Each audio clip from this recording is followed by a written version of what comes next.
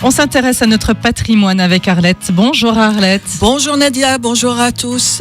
Arlette, direction Sarreguemines aujourd'hui, la place du général Sibylle. Alors pourquoi est-ce qu'elle porte ce nom déjà ? Alors, elle porte le nom de Charles-Antoine Sibylle, qui est né à Sarreguemines en 1853, au numéro 2 rue de France. Oh, c'est précis ça. Ah oui. Et il était le fils de François Sibylle et de Julie Daume. Il s'engagea en 1870 durant la guerre franco-prussienne au 1er bataillon des chasseurs à pied.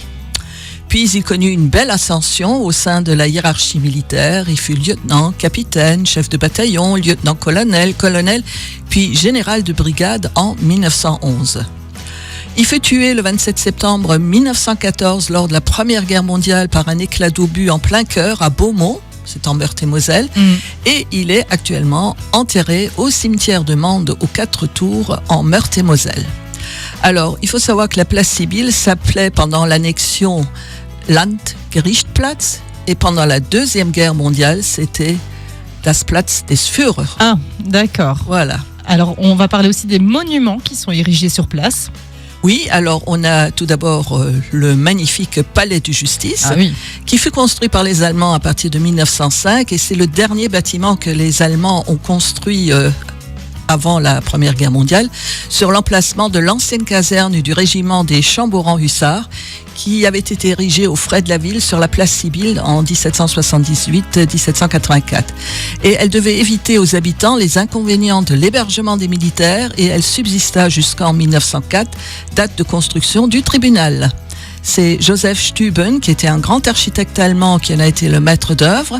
Inauguré en 1913, il est en pierre jaune de Jaumont, imposant, d'inspiration classique avec ses colonnes doriques. Le tribunal est depuis 1963 le siège du tribunal de grande instance. Et juste en face, il y a le monument aux morts. Oui, qui a été inauguré le 22 octobre 1933.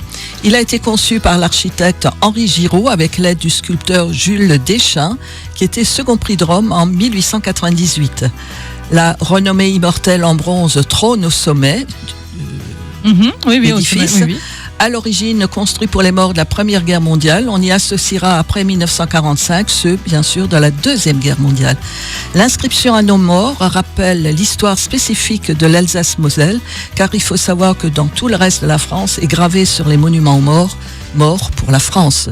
Mais nous, on a une histoire typique, une fois allemand et une fois français. Un petit peu plus discrète, c'est la stèle des malgré nous. Oui, en grès rose, qui rappelle l'enrôlement de force de 130 000 malgré nous dans l'armée allemande de 1942 à 1945.